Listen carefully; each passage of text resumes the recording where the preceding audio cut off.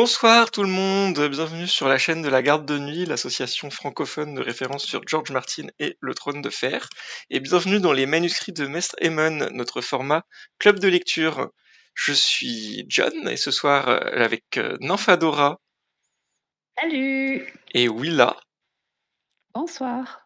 Et comme dans chaque épisode, on va discuter d'un livre qu'on a lu ensemble, vous dire ce qu'on a aimé ou pas et débattre des différents éléments de notre lecture.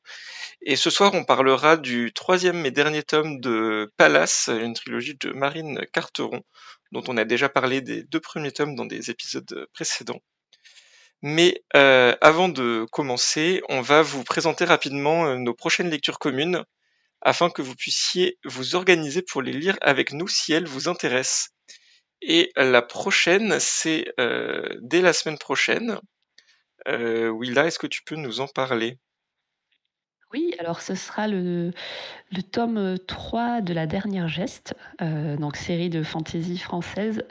J'ai presque envie de dire bretonne, vu l'importance que les origines de l'autrice revêtent dans la série, par Morgan of Glencoe. Donc dans La Dernière Geste, on est, on va dire, dans notre univers, mais légèrement modifié, puisque en France persiste encore, par exemple, une monarchie. On en est à Louis, je sais pas combien. Et le monde est scindé entre grandes puissances, donc la France, l'Empire du Japon et l'Empire ottoman et Keltia, donc qui correspond plus ou moins à la Bretagne et à l'Angleterre, mais qui est un peu marginalisé, on va dire.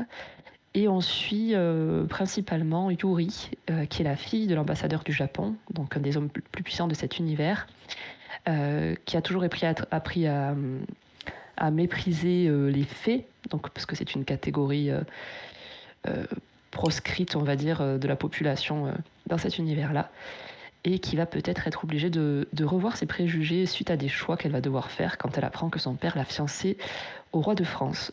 Donc ça, c'est à l'héritier du royaume de France. Ça, c'est le début du tome 1. Je ne veux pas trop en dire du coup, au cas où certains n'auraient pas lu la série, mais vous pouvez bien évidemment retrouver des MMA sur le tome 1 et le tome 2, si vous avez envie d'être très très rapide, parce que c'est le 27 août, c'est ça? C'est ça. Donc si vous avez envie de dévorer les 3 premiers tomes avant le Twitch du 27 août, vous pouvez retrouver les vidéos sur YouTube. C'est ça, ça sera le dernier épisode de nos hors-séries de l'été pendant lesquels on fait des Ça, suites spécial suite. de livres dont on a déjà parlé. Et ça sera, c'est toi Nympha, je pense, avec Yoda et Namande. C'est ça. Et on espère que ça vous aura plu. Moi, je pense que je serai là pour vous regarder dans le chat, pour vous encourager. Mm. Euh, et ensuite, le premier livre qu'on fera en septembre, donc qui ne sera pas une suite, ça y est, c'est fini les suites. Est-ce que tu peux nous dire ce que c'est, Nympha? Oui, alors c'est un tome 1, donc peut-être que après l'été d'après on aura une suite à lire. Il s'agit du petit guide de Miss Percy, ou Comment élever un dragon britannique, qui est écrit par Queenbee Olson. Et donc l'histoire, c'est l'histoire de Miss Mildred Percy, qui est une vieille fille britannique qui ne mène pas ce que l'on pourrait appeler une vie d'aventure, mais qui, un beau jour, se voit léguer un œuf de dragon. Et donc, il va falloir élever ce dragon en Angleterre et jongler entre l'éducation du dragon et des petites aventures.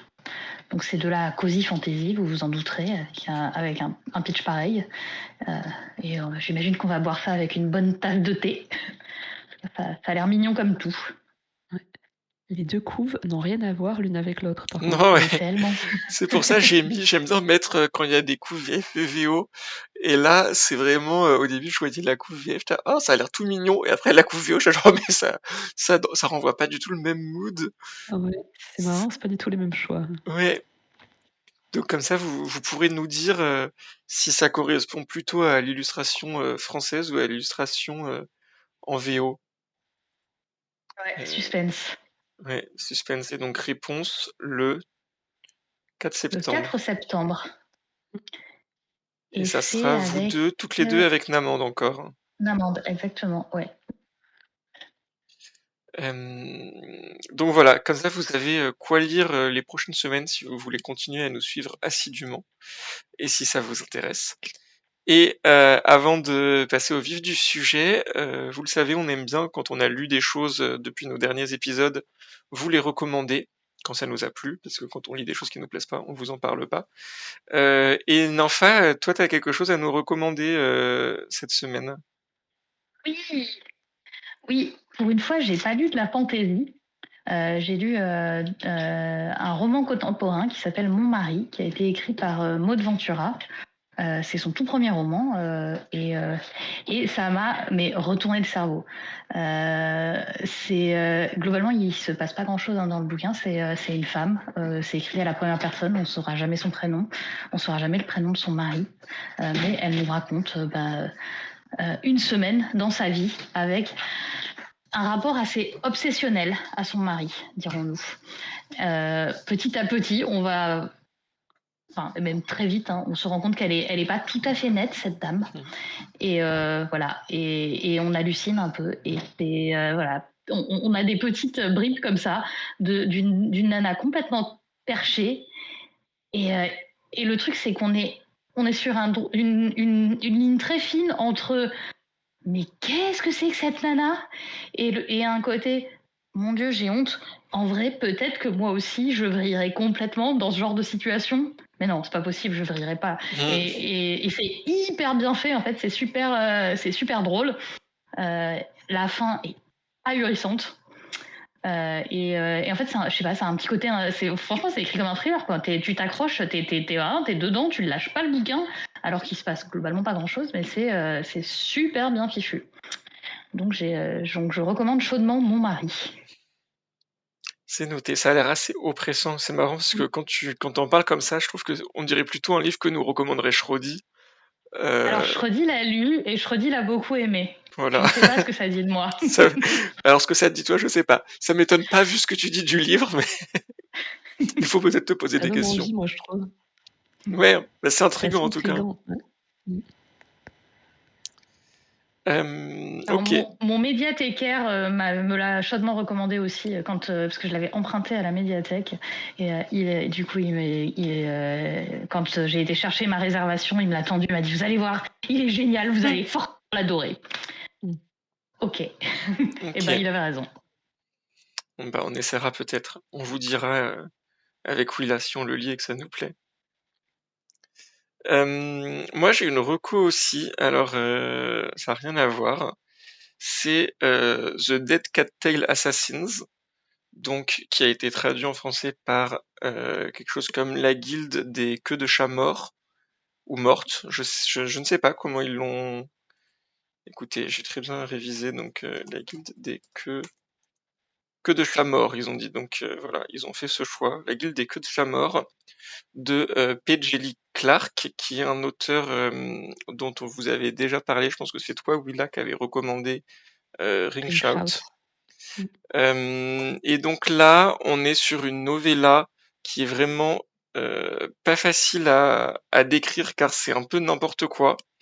Ça se passe en une nuit et on suit une héroïne, donc une assassine, morte, non morte, qui est donc dans une guilde d'assassins composée de gens non morts suite à un pacte avec une déesse de la mort.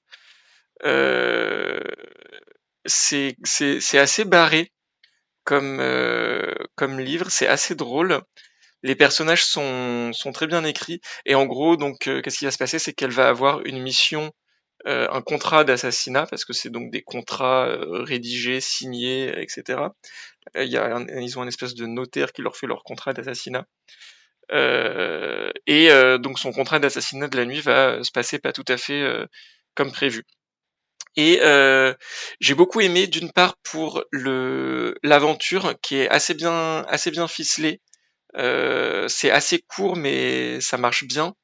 Et quelque chose qui a vraiment marché sur moi, c'est que le world building est très très riche très intriguant. Je pense que c'est un peu l'avantage de la novella, c'est que il peut mettre plein de choses sans avoir besoin de tout développer beaucoup, mais ça donne un effet très riche à son univers.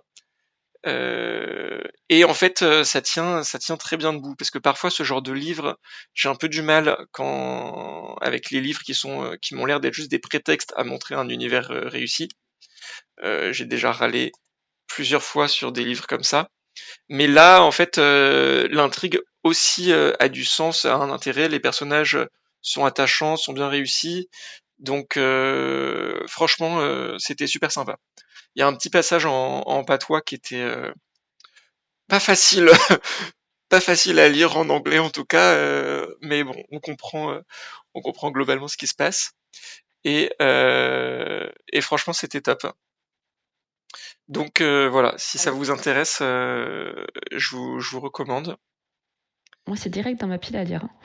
Ouais, bah tu nous diras ce que t'en penses. Franchement, Ouais. c'est super court en plus, ça se lit tout seul, c'est fun. Ah Et oui, c'était très court aussi. ouais. Moi, j'avais lu Le Maître des Djinns aussi du même auteur et pareil, j'avais beaucoup aimé. C'était un truc un peu steampunk, mais dans un univers égyptien. Et c'était trop cool. Ouais. Et Bah, c'était une enquête et tout. C'était hyper efficace. ok, ouais, bah je pense que je me pencherai sur ces autres livres parce qu'il a l'air d'avoir en tout cas une imagination assez efficace, donc c'est cool. Voilà, donc voilà pour ce qu'on a lu et qu'on vous recommande. Et maintenant, on va s'atteler à discuter donc de ce pourquoi on est là ce soir, c'est-à-dire le troisième tome de la trilogie Palace de Marine Carteron, donc, qui s'appelle Sous l'œil de l'Olympe. On n'a pas décidé en avance qui allait nous présenter le livre. Donc est-ce que une de vous veut le faire ou est-ce que je m'y colle? Je m'y colle, on dirait une corvée. C'est pas du tout une corvée, mais Comme vous voulez. bon allez. Ça aide, hein. Je présente, comme ça c'est fait. Donc Palace, en plus moi j'avais pas fait les deux premiers lives, donc comme ça je vous fais C'est un pour ça petit que tu vas brief pouvoir au nous donner ton passage. avis sur les deux tomes d'avant. En plus. Voilà, je vais faire tout d'un coup. Donc Palace, on est dans une réécriture d'un mythe de mythologie grecque, donc vous auriez pu deviner, pas forcément au nom, parce que donc Pallas c'est pas la personnalité la plus connue dans la mythologie grecque, mais en tout cas si vous regardez la couverture, c'est pas trop caché, ou le sous-titre Sous l'œil de l'Olympe, c'est pas trop caché non plus. On est sur une trilogie qui va de une cinquantaine d'années avant la guerre de Troie jusqu'à la guerre de Troie, et qui va aborder tous ces mythes-là sous un œil, sous un axe assez intéressant et assez original, je trouve, qui est axé autour donc de Pallas, qui est la sœur de lait d'Athéna et donc de Athéna. Et donc l'autrice décide de prendre cette approche-là et de nous présenter toutes ces histoires plus ou moins connues par cet œil-là. Ce qui en fait une trilogie assez intéressante et assez originale, j'ai trouvé. Que dire d'autre pour présenter rapidement le style est très agréable et j'ai l'impression de vous dire des banalités là. C'est dur à présenter parce que la mythologie grecque, tu sais jamais trop sur quel pied danser quand tu racontes parce qu'il n'y a pas vraiment de notion de spoil vu que bah c'est des mythes. Donc bon, voilà. À la fin, Troie va tomber, on le sait. Je n'apprends rien à personne normalement. Mais ce qui est intéressant dans cette trilogie, ça va être plutôt toute l'approche, toute la façon dont c'est construit et tout toute la galerie de personnages, je trouve, euh, qui vont intervenir dans toute cette affaire sans qu'on soit cantonné aux plus célèbres et aux plus connus. Voilà, ça va être ma présentation globale et donc pour être plus précisément sur ce tome 3, on commence on commence quand? Je saurais même plus vous dire à quel moment on commence. Globalement, ce tome va être plus focalisé sur la guerre de Troie proprement dite. Et je sais plus, en fait j'ai enchaîné le tome 2 et le tome 3, donc je saurais plus dire où C'est 20 s'arrête ans, l'un je et où crois. commence l'autre. On commence 20 ans avant C'est la chute de Troie. En fait, 20 ans au tout début. on commence juste après les retombées de l'enlèvement de Hélène par Voilà. Paris. Le tome 2 termine par l'enlèvement d'Hélène, et donc là on a tout ce qui va de l'enlèvement d'Hélène jusqu'à la chute de Troie, globalement. C'était un peu décousu comme présentation, donc j'espère que si vous nous écoutez, Non, vous nous c'était en clair. voudrez pas. Mais on va pouvoir aborder et développer la plupart des éléments assez vite, je pense. Donc voilà, j'avais pas envie de m'éterniser sur cette présentation. Qu'est-ce que vous avez pensé de ce tome 3, sachant que donc vous aviez toutes les deux bien aimé les 2 premiers tomes? Est-ce que ça continue sur la lignée? Nympha par exemple, qu'est-ce que tu en dis? Et ben donc moi j'avais beaucoup aimé les 2 premiers tomes et c'est aussi un carton plein pour le 3e tome. Donc pour l'ensemble de son œuvre, je mets les petits cœurs, j'attribue les petits cœurs à la saga. Oui, bravo! Mettez des petits feux d'artifice, plouf. Non, je donne pas des cœurs comme ça si souvent, attendez. Mais vraiment, ouais, je trouve que le 3e tome est tout à fait dans la lignée des deux précédents. Petit plus, on a un petit résumé de ce qui s'est passé un peu avant, donc on n'est pas totalement perdu. Il y a un résumé des livres 1 et 2, C'est chose que j'apprécie. Surtout qu'il y a beaucoup de personnages, donc c'est quand même pas mal de pouvoir resituer un peu tous ces petits bonhommes et petites bonnes femmes, et grands bonhommes et grandes bonnes femmes de type Dieu. Et donc non, j'ai trouvé que le propos était hyper construit, hyper pertinent et que tout au long de la saga, on sent vraiment que l'autrice sait où elle va, ce qu'elle veut raconter. Elle a un angle qui est Athéna, son plan et sa stratégie et comment est-ce que la guerre de Troie va advenir et quelles sont les manigances derrière pour faire vivre cette guerre et les raisons pour lesquelles on veut cette guerre. Et je trouve que voilà, on perd jamais de vue cet objectif. Et pourtant, on est toujours raccroché aussi aux différents points de la mythologie qu'on connaît. Et on n'a jamais l'impression que ce sont des passages obligés. On est plutôt dans quelque chose qui coule, qui est très fluide. Et du coup, il y a une vraie réinterprétation, mais qui est complètement naturelle. Elle a vraiment fait du mythe sa propre histoire et elle n'est jamais contrainte par le mythe. Au contraire, elle magnifie en faisant autre chose et en faisant une histoire de femme. Et ça, je trouve que c'est vraiment hyper bien fait. Et en plus de ça, vraiment, je trouve que le style est prodigieux.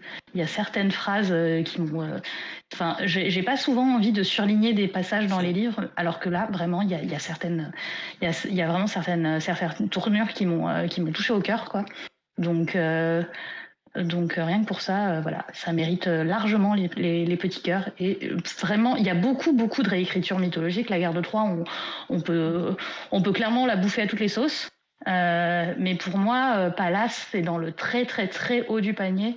Et si quelqu'un veut lire une réécriture mythologique de la guerre de Troie, vraiment pour moi, c'est un incontournable, quoi. Si il y aurait Madeline Miller et il y aurait Marine Carteron.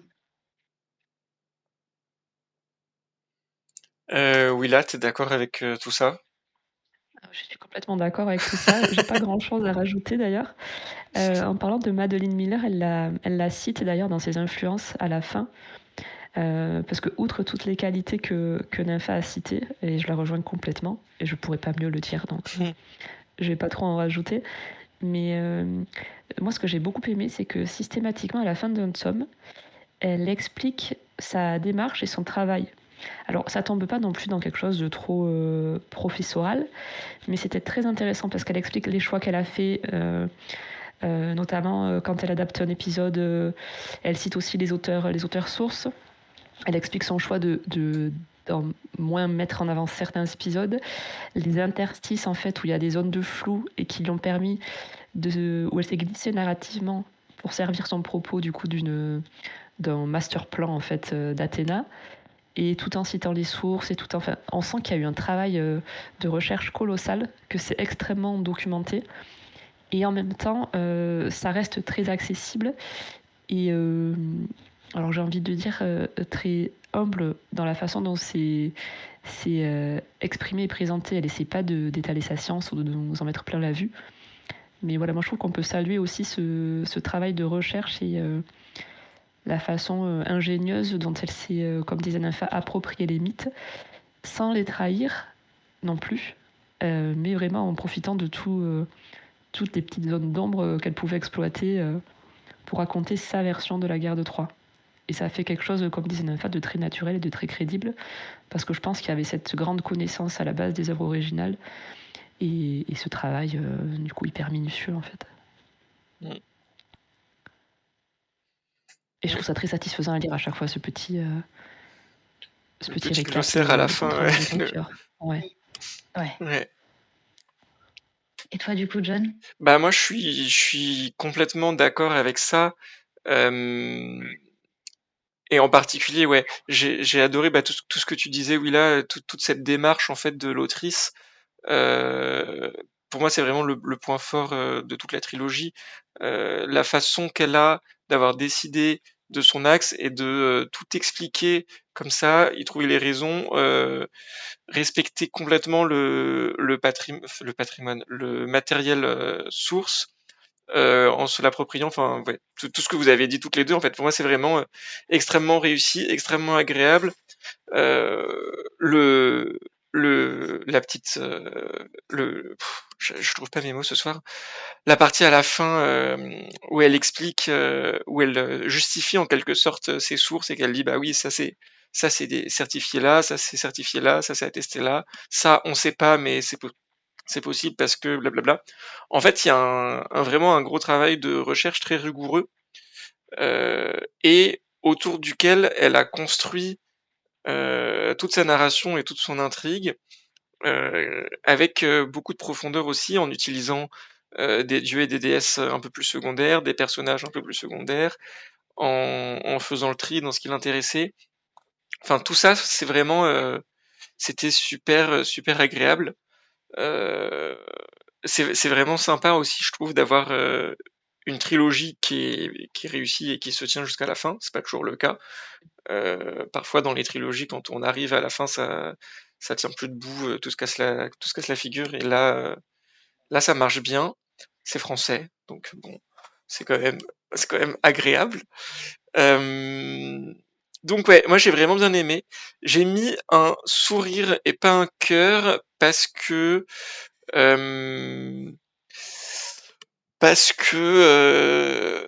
en fait moi j'ai préféré le tome 1 sur toute la trilogie.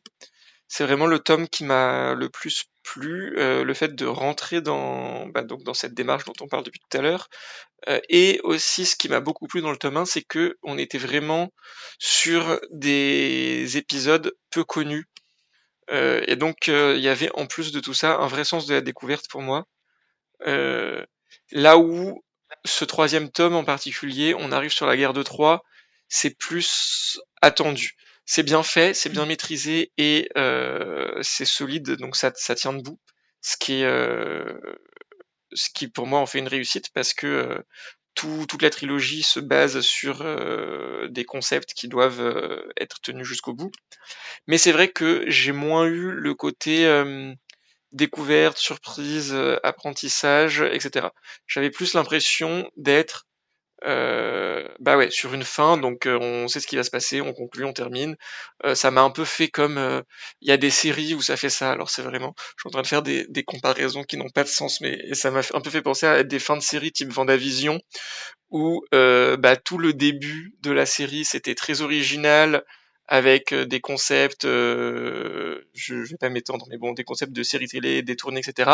Et sur la fin, on revenait sur, bah, c'est quand même une série Marvel, il faut quand même qu'à la fin, les super-héros se battent, qu'il y ait la conclusion de l'arc, etc.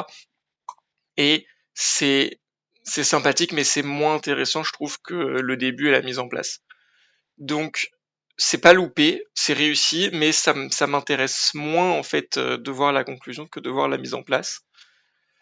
Euh, voilà, je sais pas si ça a du sens, ce que je raconte. Et ça a du sens.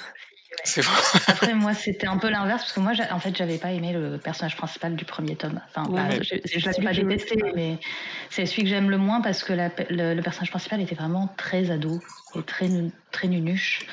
Et du coup, elle m'avait agacée. Moi, c'est aussi le tome que j'aime le moins.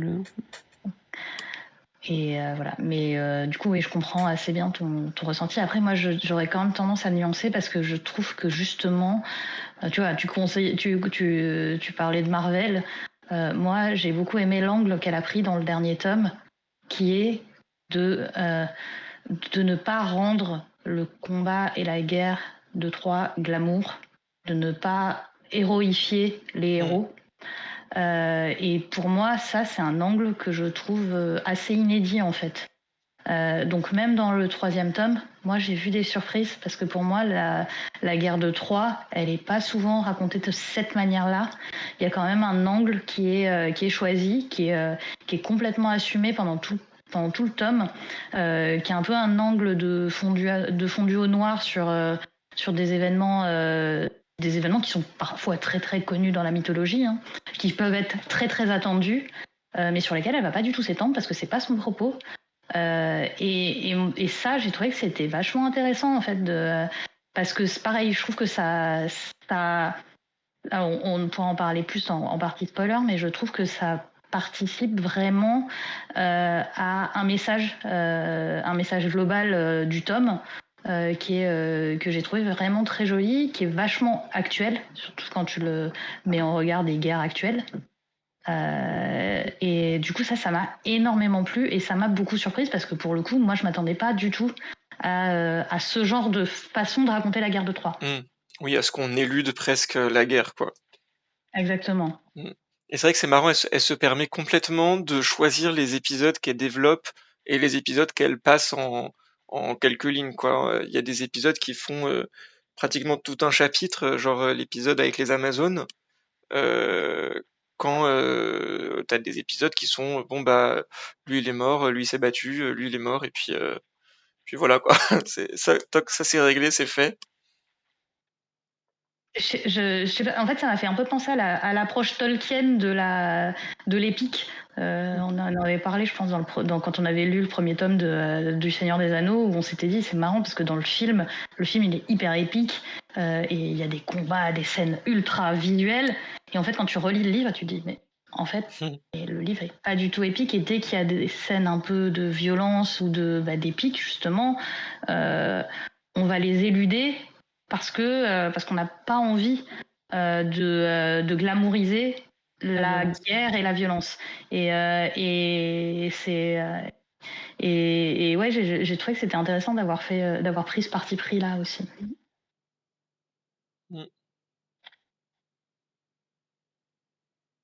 Ouais. Mais oui, moi je trouve que c'était quand même assez rafraîchissant comme approche, même de la guerre de Troie en elle-même, parce que les personnages point de vue sont pas forcément les plus connus. Moi, Tecmès par exemple, qu'elle choisit comme interlocutrice de Pallas dans ce tome, je la connaissais pas du tout. Et les épisodes qu'elle met en avant sont pas les épisodes effectivement les plus connus. Il y a des choses majeures qu'elle va traiter en 2 phrases. Et comme tu le disais, John, les Amazones, ça va être un chapitre entier. Et donc pour moi, c'était pas du tout une redite comme on peut l'avoir même si on sait ce qui se passe, effectivement, je te rejoins là-dessus, mais comme on peut l'avoir dans certaines réécritures des mythes. Et je suis aussi d'accord avec Nympha. Et moi, ce côté de ne pas vouloir glamouriser la guerre de Troie et de le montrer pour ce que c'est, hein, c'est de la violence, c'est des crimes, c'est surtout des victimes finalement. Ça me fait penser un peu à Pat Barker, Le silence des vaincus, qui est une autre adaptation de l'Iliade, mais du point de vue de Briseis. Et je pense qu'effectivement, si tu donnes la parole aux femmes et aux paroles qui subissent, tu peux pas mettre les héros, parce que le silence des vaincus, c'est vraiment les héros tombés de leur piédestal, quoi.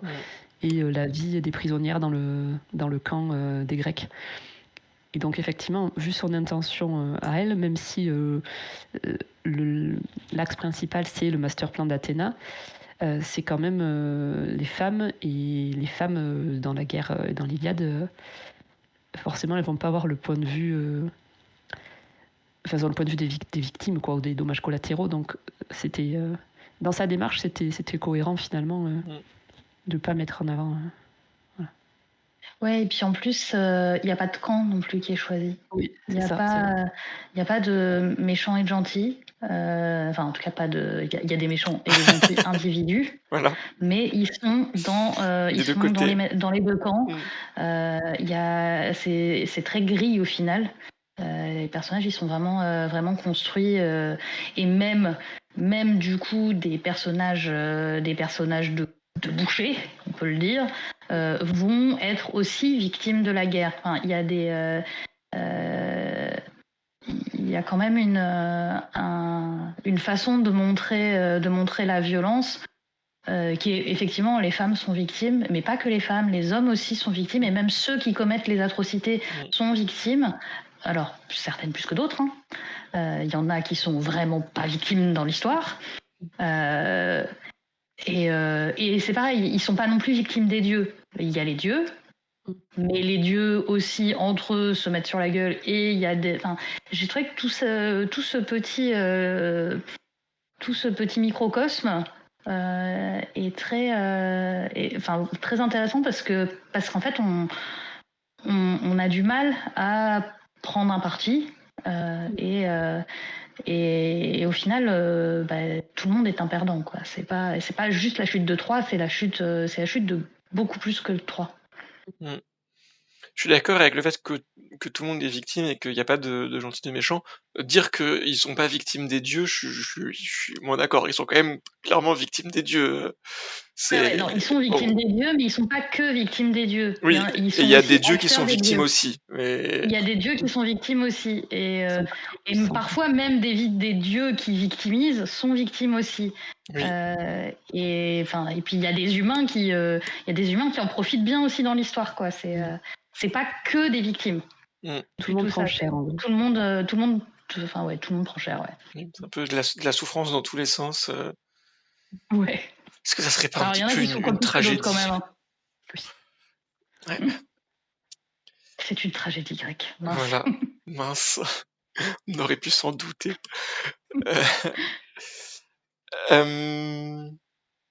Qu'est-ce que vous mettriez comme point fort, du coup? Est-ce que des choses qu'on a déjà abordées ou pas encore?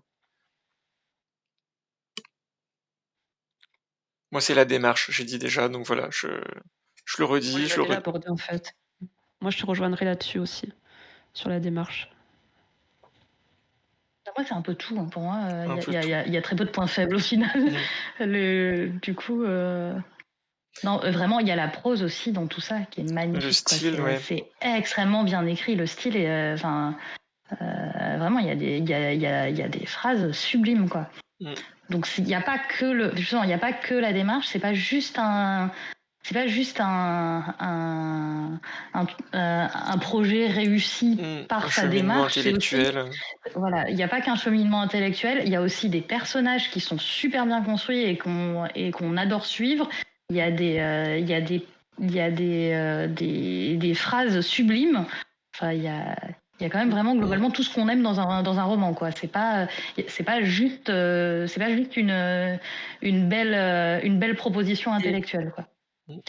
Bien sûr que l'écriture est très belle et très fluide aussi, particulièrement les descriptions, je trouve. Et que les personnages sont très incarnés aussi. Parce que ça beau être la plupart des figures mythiques, on entre vraiment en empathie avec eux, et voilà, je trouve que elle se les a très bien appropriés, les personnages. Sur le style, moi j'ai une semi-limite. Alors je sais pas, j'ai pas réussi à décider si ça m'avait gêné ou pas, mais j'ai trouvé que parfois il y avait peut-être un peu trop de d'images, de comparaisons. Mmh. C'est-à-dire que en fait c'est ça qui rend le style très agréable, très poétique, très imagé, voilà, très beau. Euh, mais c'est vrai que parfois je me suis dit bon là c'est un peu tiré par les cheveux comme image. C'était peut-être pas la peine d'en mettre 3 par page. Donc moi, voilà, pendant tout les 2 derniers tomes, je me suis dit bon, est-ce que je trouve que c'est trop? Est-ce que je trouve que ça va? Je trouve que voilà, ça flirtait un peu sur la crête. Donc le fait que j'ai pas décidé, ça doit vouloir dire que c'était pas trop au final, parce que sinon j'aurais vraiment saturé. Mais c'est vrai qu'il y en a quelques-unes où je me suis repris, donc je le lis, je me dis ah c'est joli, c'est poétique, et après j'ai fait une pause, j'ai relu la phrase, je me dis mais ça n'a aucun sens en plus. Enfin, c'est elle était belle comme un coucher de soleil sur le lac pendant que la mer sifflait des machins et tal. Mais en fait, parfois il y avait presque pas de rapport entre la chose et l'image, mais l'image est belle. Donc en lisant, je me disais ah ouais c'est joli. Après je me disais mais par contre ça n'a aucun sens dans ce contexte-là. Ça ne veut rien dire. Ça m'a pas marqué, moi, c'est marrant. Ah bah moi ça m'a. Ouais, En fait je pense moi, qu'il y ça a. me le fait de temps en temps sur certains bouquins, mais quand ça marche sur moi, ça marche sur moi. Mais c'est vrai que je vois bien ce que tu veux dire. Et Ouais. effectivement, il y Moi, ça me l'a... a parfois, ouais, un peu, ouais. Après, moi, ça me l'a complètement fait sur celui que j'ai lu avant, par contre. Donc c'est peut-être pour ça que j'ai été plus tolérante avec Pallas. En plus, c'était une relecture, mais ouais, moi, ça m'a pas frappé, tu vois. Ouais, bah moi, tu vois, je pense qu'il y a un moment, c'est le genre de choses aussi où quand tu t'en rends compte, après tu t'en rends compte, Là, tu le vois. et Et après ouais, une tu le fois que tu vois. l'as vu, tu peux plus Ouais. ne pas le voir, Et effectivement. c'était pas non plus ultra gros sabot, et ça s'intégrait bien dans tout ce style assez bucolique, Oui, il y a mhm, beaucoup des notions de la forêt, les rivières, machin. ouais. Mais c'est vrai qu'il y a des fois, j'ai lu, alors j'ai hésité à en noter, finalement j'ai pas noté, et donc là j'ai pas le livre, mais Du coup, je suis très curieuse maintenant. je pense que limite, tu peux ouvrir ton livre à n'importe quelle page et tu vas avoir un comme gna gna gna gna gna gna, comme gna gna gna gna gna gna. Et c'est vrai qu'il y en a quelques-uns, je pourrais essayer de vous en retrouver après parce que là pendant j'aurai pas le temps, mais il y en a quelques-uns où je me suis dit non mais là quand même c'est un petit peu d'exagération. Euh, voilà, donc désolé à nos spectateurs et nos spectatrices, j'ai perdu mes mes co mes co-animatrices qui sont parties explorer leurs livres. Non, moi, Euh, ça me donne envie de trouver. Parce que Ouais, j'ai moi pas du aussi. tout. Bah, je l'ai pas sous J'aurais dû Je en viens plus. aussi. J'ai pas ma liseuse à côté là, je l'ai laissée dans Bon, une autre après, pièce. en soi, tu passes après Homer. Faut que tu aies un peu de métaphore Oui, bah c'est pour ça que pour moi ça s'intégrait aussi bien avec au contexte. Avec le l'esprit. contexte, ça marche bien. Mais il y en a quelques-unes. Bah je vous retrouverai au pire les dernières où je me suis dit que même sur la fin, il y en a quelques-unes où je me suis dit mais là par exemple on on Et moi, tu vois, exagère. c'est marrant parce qu'il y a un petit truc qui m'a gêné dans le style. Enfin, gêné. Pas tant que ça, je m'y suis habituée. Ça m'avait plus gêné dans le tome 1, mais je pense parce que, comme disait Nympha, j'avais moins accroché avec le personnage d'Hésione. Mais moi, c'était. T'as ce style très beau, voilà, effectivement, avec pas mal de comparaisons, très fluides, etc. Et en fait, les dialogues, Mm, ça m'a déstabilisé au début, qu'ils parlent un peu comme nous. mm, Oui, oui, ils sont très contemporains, ouais. mm, Après, je pense que c'est un Ouais. choix aussi vis-à-vis du public mm. cible, qui est un public jeunesse. Mais c'est genre, oh, c'est bon, Zeus, tais-toi là, tu me gonfles, tu vas te décider, quoi. Ouais, moi j'ai Et beaucoup aimé. j'avoue que C'est vrai que ça me sortait. dans les lives du 1 et du 2, je vous ai entendu parler de ça. C'est vrai que moi, ça, au contraire, ça m'a beaucoup plu, ça, ce décalage entre les descriptions, la prose, la voix off, en gros, très poétique, très belle, et puis quand t'avais les dialogues, en particulier des dieux et des déesses, qui parlaient vraiment, ouais, comme des gens normaux, mais même pas des gens, enfin, ouais, des gens du peuple à la limite, quoi. Enfin, très langage Après, moi, je me populaire. suis, ouais, je Moi, m'y suis habituée après, en fait. mm, Ça m'a plu. Parce qu'en plus, je pense que ça traduit une intention de sa part, ou d'accessibilité, ou de justement vouloir les faire déchoir un peu Ouais, moi je l'ai notamment plutôt les vu dieux comme de ça, ouais, rival comme dire, mythiques. en fait, c'est des gens normaux, ces dieux, quoi. Juste, ils ont des pouvoirs, ils sont immortels, Ouais. et ouais, moi ça m'a beaucoup plu. Je sais pas si ça m'aurait autant plu si les dieux avaient parlé avec un langage très ampoulé, très Mm. châtié. Ça aurait pas donné la même ambiance en tout cas, je pense. Non. Parce que là, ça C'est sûr. contribue à les rendre un peu ridicules, quoi, par Mm. moment. Mm. Ils sont pas si exceptionnels, ils sont juste plus forts, quoi, Bah, que ça les les humains, rend hein. très humains en fait, du coup. Mm. Ouais. Ah, là, c'est sûr que. Ah oui, c'est sûr ils sont peut-être limite plus humains que les humains, quoi. Mm. Et sur les personnages, on parlait des personnages aussi. Je sais que pareil, dans les lives précédents, c'était des sujets qui avaient un peu fait débat. Est-ce qu'on aime bien les personnages? Est-ce qu'on n'aime pas les personnages? Euh, Est-ce que ça vous a aussi fait ça dans le troisième tome? Est-ce que ça allait mieux? Euh, Est-ce que c'est pas moi mon avis, du coup, j'auto-réponds pendant que vous réfléchissez à votre réponse. Euh, Moi, j'ai trouvé que il y avait un côté assez intéressant. En fait, j'ai trouvé qu'on voyait les personnages d'une façon très extérieure. Et je pense qu'en fait, la narration à part, dans chaque tome, il y a un personnage qui a une narration interne qui parle au jeu. Tous les autres, on est plutôt en narration externe avec cette espèce de voix off qui nous parle d'eux, qui nous décrit ce qu'ils font. Ce qui met une distance avec eux, je trouve, et qui participe, à mes yeux, à cet aspect très pièce en fait. Alors est-ce que pièce de théâtre ou chant ou ce que tu veux, mais qui va avec le côté tragédie grecque en fait, et qui met en fait, j'ai trouvé quand même une distance entre le lecteur et les personnages, parce qu'on les voit de l'extérieur, on les voit agir, mais on les voit plus. Enfin moi j'ai eu l'impression qu'on les voyait plus comme des objets de la pièce que vraiment avec une forte empathie et avec une forte identification à eux, quoi. Je sais pas si c'est clair ce que je raconte. Si, c'est clair.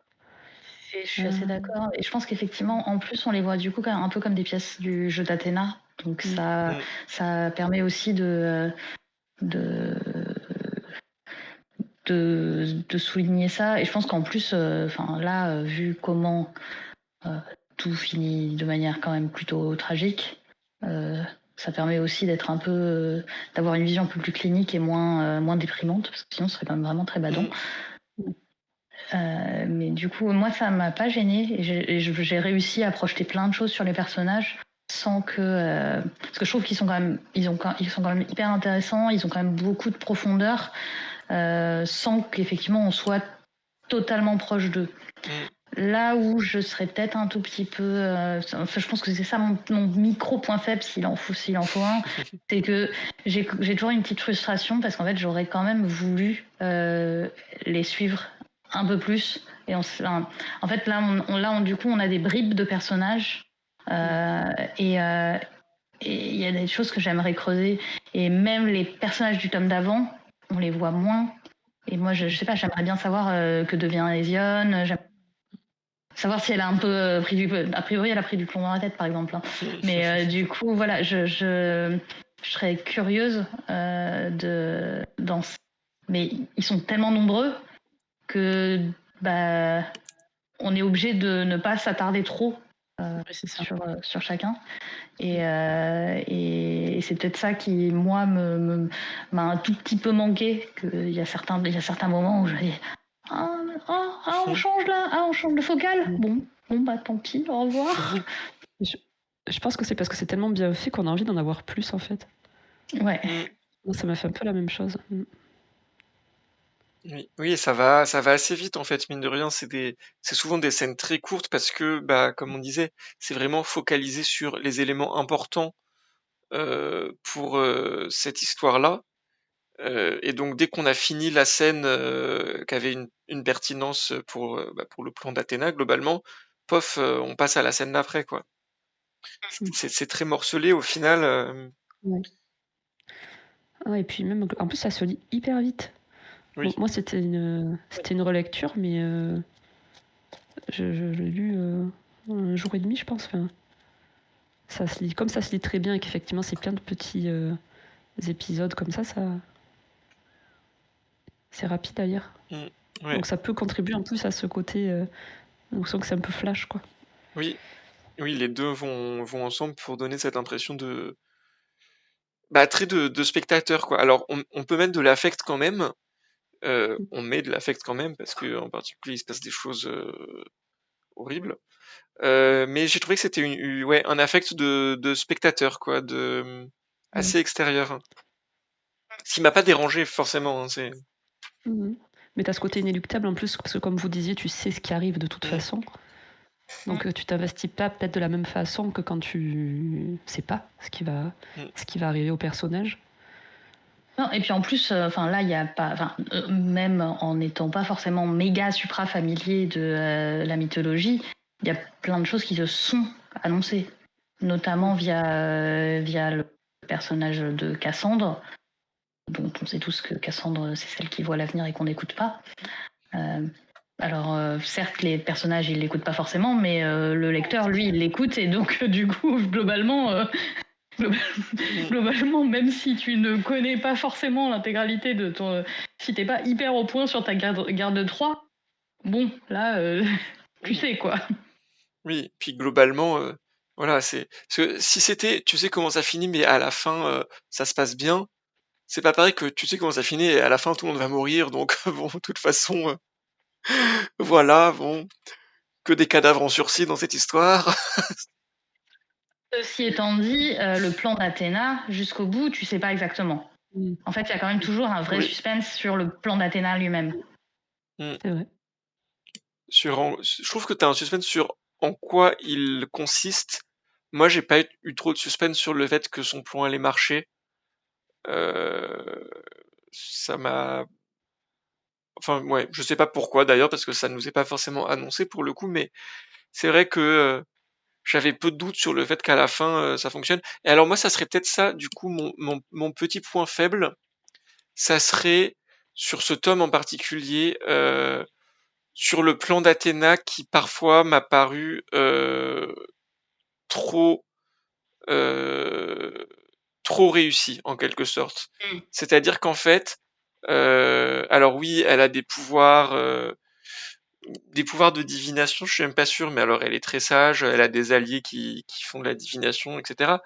Mais c'est vrai que parfois son plan, il est quand même ultra tordu et il marche très bien et il y a des détails du plan où je me suis dit mais bon là ça m'a paru un peu artificiel, genre quand il faut que Zeus ait un enfant avec je sais plus comment elle s'appelle, euh, Leda, enfin Leda, je crois. la mère d'Hélène quoi, parce que Oui, Leda, je crois.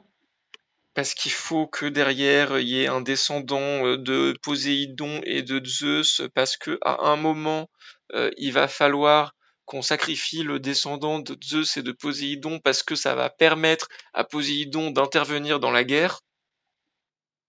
J'étais oui, d'accord. Ça me paraît étrangement très très spécifique et quand même très très tarabiscoté cette affaire.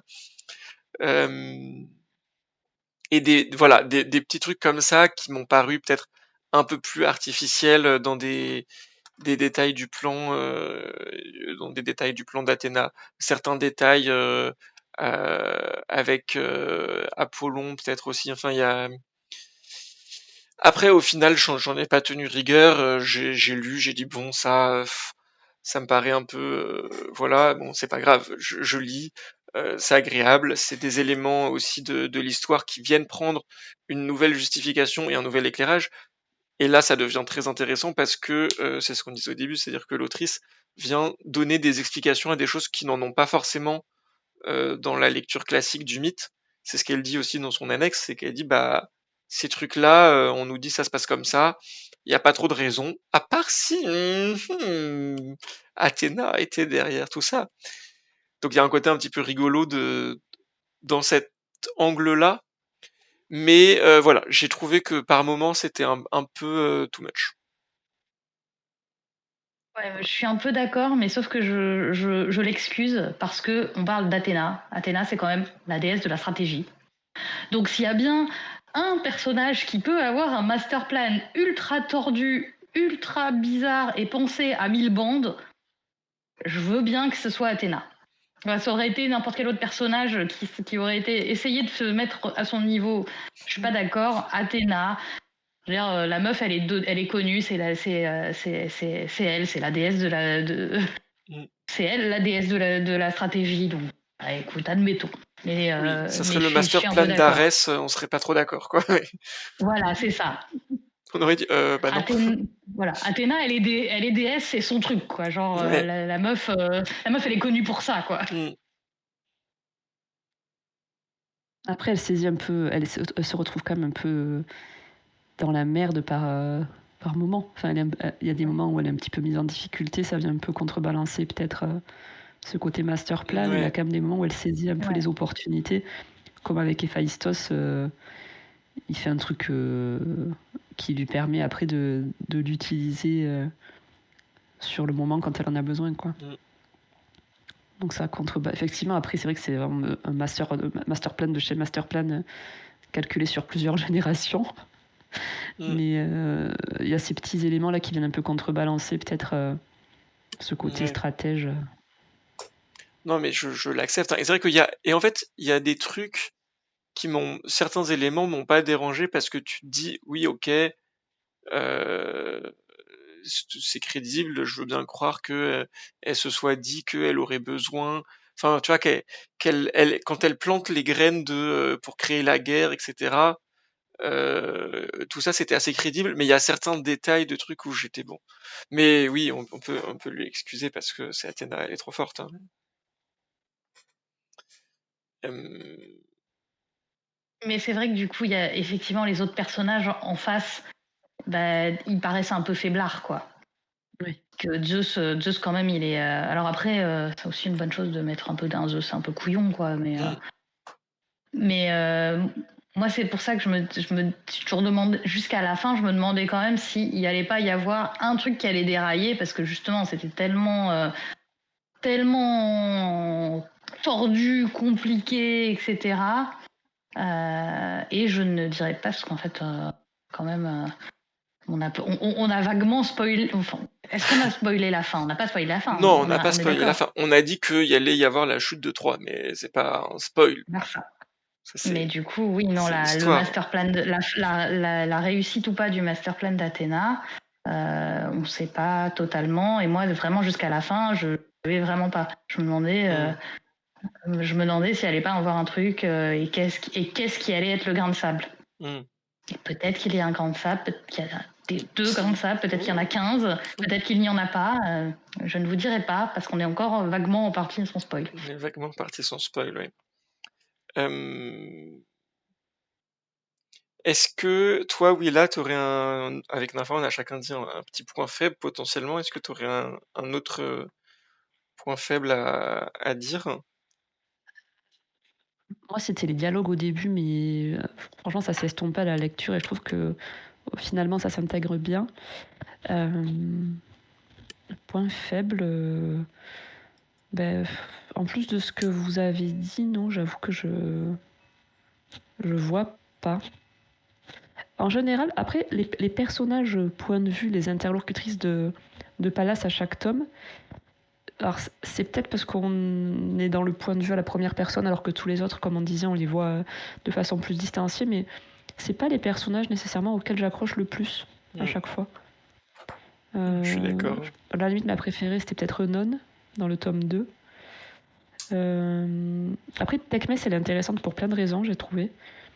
Mais voilà, moi, j'aime un peu moins peut-être, sans que ce soit un gros point faible et sans détester, j'aime peut-être un peu moins les passages avec Mm, ces personnages point de vue, finalement. Qui sont quand même importants pourtant dans l'harmonie générale du roman pour l'intrigue, la narration, etc. Mais c'est pas ce que j'ai préféré, moi. mm. Je suis d'accord. Qui sont un peu plus détachés en plus de l'histoire, un peu plus Ouais, de l'intrigue, spectateur, donc ouais. spectatrice en l'occurrence. Mais... Et comme on est vraiment dans leur tête, voilà, il y a des moments où on peut les trouver plus immatures ou plus futiles ou plus... Voilà, et encore que Tecmès, encore une fois, je la trouve intéressante et assez différente, très différente d'Ezion, par exemple.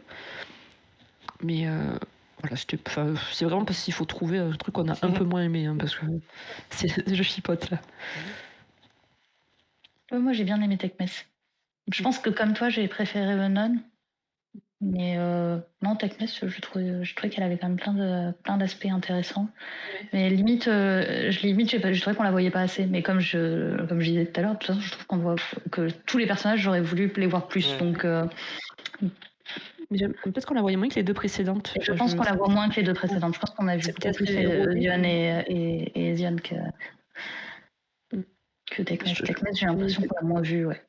Mais je l'ai trouvée plus singulière, par contre, comme héroïne Enfin, je peux pas trop le dire maintenant, mais je l'ai trouvée plus singulière que les deux précédentes. Et finalement, c'est bien qu'on ait eu 3 profils assez distincts comme ça.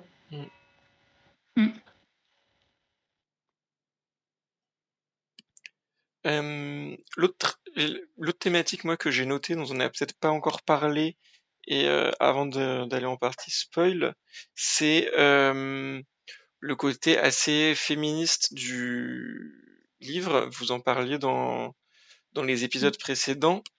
Et ce que vous aviez un peu dit dans le tome d'avant et que je trouve très vrai et peut-être d'autant plus dans celui-là, c'est que c'était intéressant d'avoir... On n'est pas dans un féminisme assez basique où tous les personnages féminins sont monolithiques de l'autre côté par rapport aux personnages féminins monolithiques du patriarcat classique. Et en particulier, je trouve que le personnage d'Athéna là-dessus est assez intéressant parce que c'est un personnage qui est pas du tout un personnage de victime qui soit un personnage de victime qui nous montre que les hommes sont des bourreaux, comme on peut avoir par exemple dans Le Silence des Vaincus ou dans ce genre de trucs où on voit par les yeux des femmes, mais des femmes qui sont victimes de la guerre. Là, Athéna, c'est un personnage féminin, alors qui a été victime de quelque chose au tout début, ce qui lance tout son master plan. Mais dans la trilogie, au final, c'est plutôt le bourreau que la victime quand même comme personnage. C'est un personnage qui est très gris, voire gris très foncé, moi j'ai trouvé. Très foncé, ouais. Gris très très foncé. Très foncé dans le 3, hein. De plus en plus foncé. Ouais. Et plus ça va, ouais.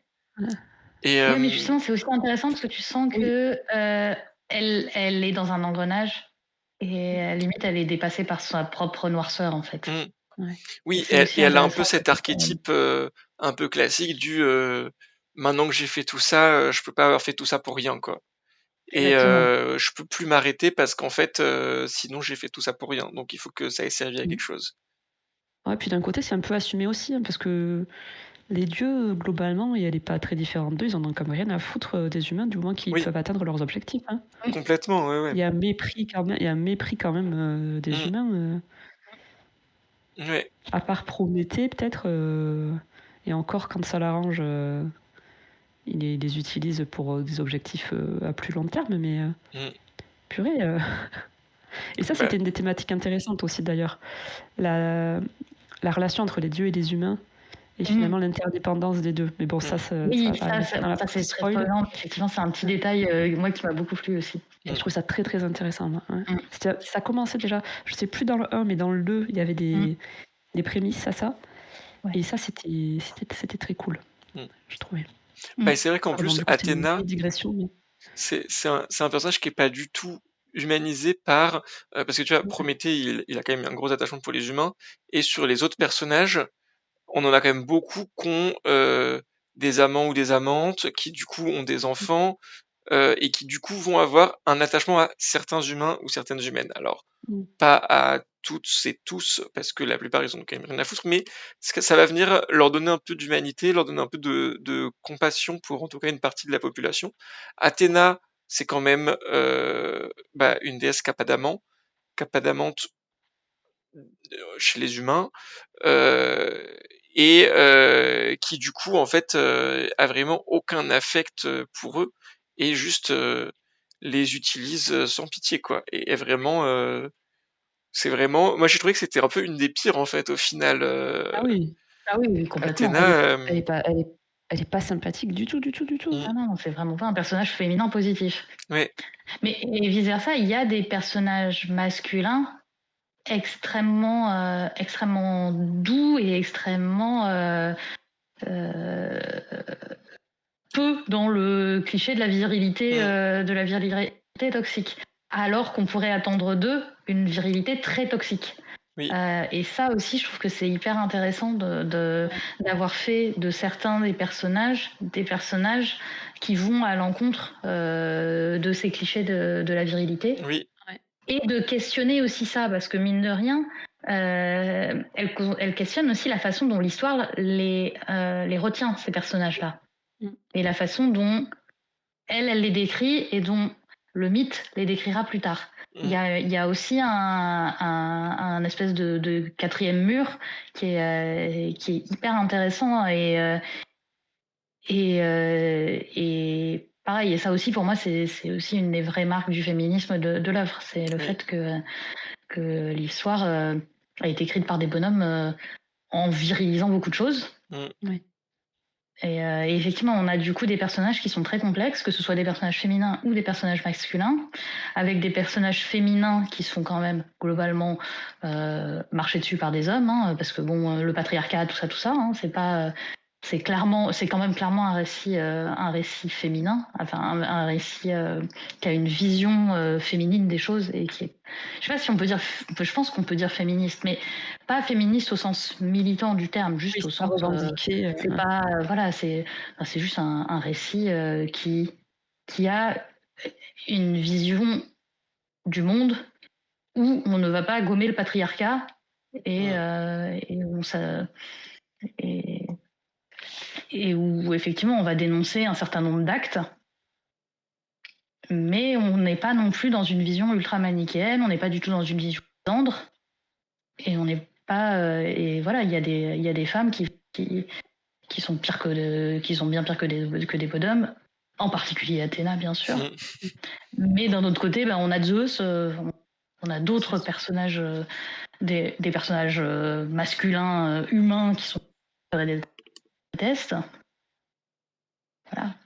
On a aussi des personnages féminins humains qui sont moins sympas que d'autres. Hein. On va en reparler, mais qui se font je vite suis pas rattraper par super la fan de réalité des choses, mais disons que la sororité n'est pas forcément quelque chose de ultra naturel chez toutes les meufs, quoi. Et qui Autre conséquence du système voilà. patriarcal. Mais du coup, j'ai trouvé ça hyper intéressant, moi, les personnages féminins et ce qui leur arrive et leur place et la place du patriarcat dans tout ça. Et là, en plus, vraiment l'interrogation derrière la façon dont on écrit les mythes et dont on écrit les hommes et dont on écrit les femmes. Mais ça, on en avait parlé dans le live du 2 aussi, je crois. Parce qu'il y avait des personnages masculins, justement, qui nous avaient fait avoir ces considérations-là. Aussi, et qui poursuivent sur leur lancée, d'ailleurs, dans le 3. Oui. Oui. Bah du coup, est-ce que on passerait pas à la partie spoil, voilà, si jamais il y a des gens qui ont peur de se faire spoiler certaines choses, il n'y a pas énormément de choses à spoiler, mais quand même, si vous voulez pas, allez lire le livre et revenez écouter la suite. Et comme ça, on peut enchaîner directement sur ces fameux personnages qui nous ont plu. Donc celui du tome 2 dont vous parliez, j'imagine que c'est un certain Ménélas. Ah oui, Ménélas Carter, quoi. Il est formidable. Il est merveilleux, Ménélas. Ménélas, il est vraiment très chou. Et j'ai trouvé qu'il avait un peu un successeur spirituel dans ce tome en Ajax, que j'ai trouvé Ajax, complètement Carter, quoi. adorable Il est aussi. formidable. Il est Complètement trop sur le même modèle en fait, l'un et l'autre. Hein, c'est vraiment la même chose et ça marche les deux fois. Mais c'est des personnages masculins très très positifs dans leur déconstruction et tout en étant très susceptibles aux clichés. C'est-à-dire que c'est tous les deux des des grosses machines de guerre, mais avec un recul et une délicatesse qui les rendent très attachants tout de suite, quoi. Oui, ils sont super chauds. Et effectivement, en plus de ça, il y a toujours quand même la question de l'honneur, la question de la réaction à ce que la société attend d'eux. On peut pas vraiment dire qu'ils seront déconstruits justement parce que ils sont dans une société très très viriliste et ils assument les clichés, ils en assument les clichés virilistes. C'est juste après dans le privé où ils montrent leurs failles et leur souffrance par rapport à ça, mais ils le montrent globalement à leur meuf, quoi. Ils le montrent pas, ils le montrent vraiment pas au monde. Bah Ils alors, font quand même t'as- des choix qui pourraient les. Pardon, vas-y. Après, Ouais, non, sauf vas-y. Ménélas à la fin, ouais. Ouais, bah j'allais dire ça aussi, donc. Ils Mais font là, des choix qui pourraient leur porter préjudice, ouais. Ouais. Même Ajax, quand il épouse Tecmès, parce que tout le monde, il dit que les gens ont trouvé ça étrange qu'il épouse une captive alors qu'il aurait juste pu la prendre comme esclave. C'est juste que comme il est très fort, personne vient lui chercher des noises, mais Donc globalement, c'est quand même. perçu comme quelque chose d'étrange. Ouais. Donc sur ça, ils font quand même. Ouais, mais ils sont iconoclastes jusqu'à un certain point quand même. Hein. Oui. Il faut quand même se battre pour son honneur, quoi. Oui. Mais c'est ça qui est intéressant aussi, c'est que ça reste un personnage crédible aussi pour ça, je trouve. Ajax, oui, il est amoureux de Tecmès, il l'épouse, il est délicat avec elle, etc. Mais ça fait pas de lui un homme qui n'est pas un guerrier, qui n'est pas un chef de guerre, et donc quand il faut prouver son honneur en s'engageant pour aller se battre contre Achille, bah en fait, il va y aller, il va pas s'en empêcher et il va pas dire oui bah parce que j'ai une femme et un enfant, du coup j'y vais pas. En fait, il dit bah oui, ça fait partie de mes responsabilités, j'y vais et il n'y a pas de raison en fait que j'y aille pas alors que bah c'est mon devoir, c'est pour ça que je suis là et donc c'est intéressant en fait. Je trouve que ça le rend presque plus intéressant que s'il avait été dans l'extrême inverse quoi. Oui, totalement. Ce serait moins crédible en fait. Et beaucoup moins. Et oui, c'est ça, c'est une question de crédibilité aussi. Ça reste des mecs dans un univers ultra patriarcal, qui glorifie la violence. En plus, c'est quand même des énormes brutes, physiquement. Et c'est aussi globalement parce que ce sont des grosses brutes qui ont une énorme force physique qu'ils peuvent se permettre de faire ce qu'ils veulent. C'est pas. Et parce que ils ont quand même eu des actes de violence, un certain nombre de choses pour pouvoir derrière se permettre de temps en temps d'être sympa avec des meufs, quoi. En plus, s'ils remplissaient pas ces critères-là, ils auraient ni le statut qu'ils ont au sein de, en l'occurrence, l'armée grecque, ni la reconnaissance qu'ils ont. Et donc, effectivement, ils pourraient pas se permettre des petits écarts sans avoir ce statut-là. Ce seraient des marginaux, quoi, sinon. Bon, il y en a qui se posent moins de questions. Coucou Ulysse. Ulysse. Pour se casser la gueule, lui. Ah ouais. Puis alors la vision à travers les yeux de Pénélope, c'est quand même un des trucs qui rend Ulysse sympathique. Parce qu'elle a raison, si tu te bases factuellement sur les textes, on l'a encensé comme un héros absolu, parce que je pense qu'il y a l'Odyssée, etc., il est malin, mais c'est plutôt globalement un connard. Et là, quand tu le vois à travers les yeux... Parce que ce qui le rend sympathique, c'est qu'il veut retrouver sa femme, il veut retrouver son fils, quoi. Et là, quand tu le vois à travers les yeux de Pénélope, ça rajoute encore au portrait du sale type, quoi. Ouais. C'est rare, moi je trouve que c'est rare, autant des Achille ou des Agamemnon, j'ai l'impression de les avoir vus plusieurs fois un peu tomber de leur piédestal, des Apollon, j'en parle même pas, mais Ulysse, moi j'ai eu l'impression que c'était assez rare, j'ai pas eu de souvenir de fois où je l'ai vu présenté sous un jour aussi négatif et aussi péjoratif. C'est vrai qu'en général, tout ce qui fait comme coup bas, on te présente ça comme il est malin, il est rusé, il a trouvé une solution astucieuse, il a évité potentiellement des combats ou des bains de sang, où il a réussi c'est pas un gros barbare, donc il a d'autres façons. Donc en général, c'est plutôt présenté positivement l'intellect, la ruse, etc. Là, il y a rien à sauver dans Ulysse. Enfin, c'est une enflure ce personnage. Et ça j'ai trouvé ça. Dans mon esprit, c'est un peu, tu sais, c'est un peu les personnages politiques, les espèces d'animaux politiques immondes que Le à Grima langue la. de Alors je ne donnerai serpent, pas de le... nom puisque la garde de nuit ne prend pas parti, mais suivez peut-être mon regard. Il y a d'autres, des espèces de sales fouines là qui ont quelques casseroles au cul de viol par exemple, ou qui traînent du côté du Puy du Fou, des types un peu comme ça, tu vois. Mais je crois que dans The Pénélopiade, il prend cher aussi.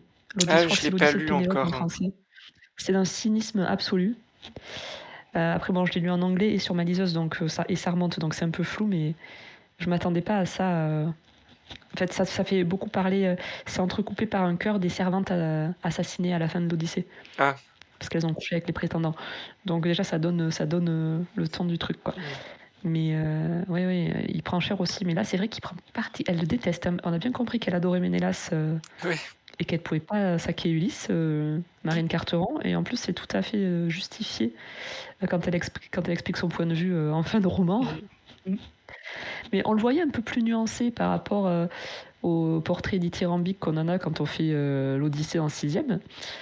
Déjà, dans les Madeline Miller, je trouve que c'était un peu plus... Dans Circé, il s'en prend déjà pas mal plein la Ouais. tronche. Hein. Ouais.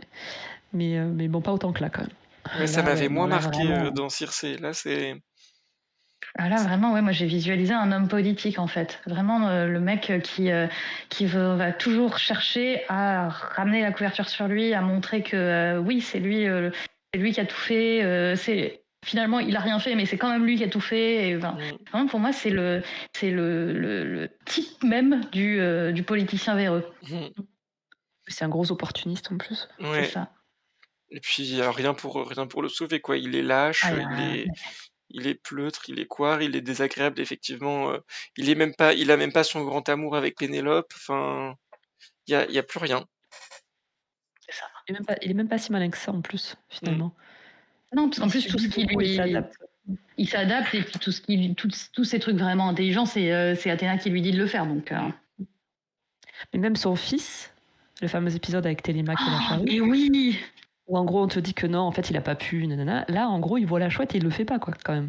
Oui, c'est ça. J'ai l'impression que le sinon fils, il était prêt à le faire, quoi. Sinon, Ah ouais. il allait sacrifier son gosse, quoi. Si ça avait pas eu Athéna, qui soit dit en passant, je pense, n'est même pas là pour sauver le gamin, c'est juste pour dire respecte le plan, quoi. Oui, elle n'a rien à foutre de Télémaque. Elle aussi, elle en a rien à foutre de Télémaque.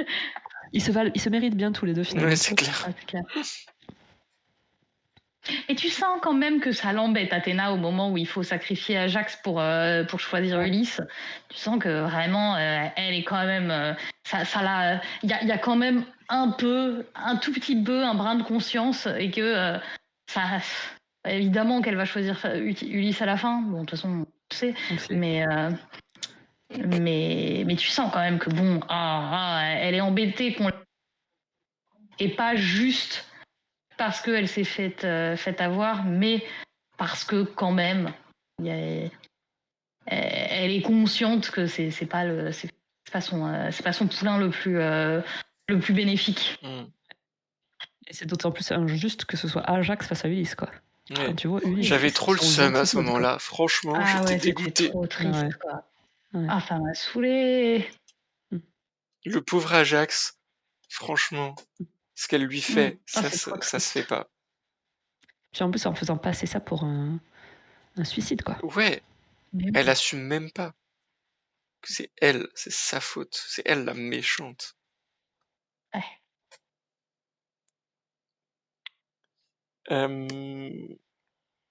Est-ce qu'il y a un autre personnage qui vous a marqué ou dont vous vouliez discuter? Moi, j'aime bien sa version d'Hélène à Marine Carteron aussi. Bon, ça va un peu de pair avec Ménélas, me direz-vous. Mais voilà, qui n'est pas juste une... Alors, je sais pas si on peut le dire pour les femmes, une bellâtre insensible, égoïste, comme on l'a souvent dans certaines adaptations. Et qui subit aussi beaucoup la situation, mais qui est assez sincère. Moi, j'ai trouvé ça très touchant, par exemple, quand on dit qu'elle va apporter à manger aux Troyens qui ont faim. Et que quand il y a une scène très Marie-Antoinettesque aussi où les Troyens du peuple vont se plaindre au palais et où elle arrive à à les raisonner aussi à un moment. C'est plus anecdotique ça, mais c'est un peu plus tôt dans le roman. Et plus tard, on raconte voilà, qu'elle va leur apporter, elle leur apporte ses portions de nourriture aux mères et aux bébés. Enfin, je trouvais ça chou. Mm. Oui, elle est sympathique. Puis ce côté un peu tragique, toujours, hein, elle peut pas aller retrouver Ménélas, même quand on lui en donne l'opportunité. Elle est coincée avec. L'autre, là, Paris, pareil, lui, bon, lui, on a un peu plus J'ai rien à l'habitude sauver. qu'il n'y a rien à sauver dans ce personnage, donc Mais lui, il a une fin satisfaisante. Ah ouais. Ouais, mais le moment terrible où du coup elle pourrait être libérée et où non, elle n'est pas libérée et finalement on la marie à son frère. Oui, non, mais ça mm, aussi.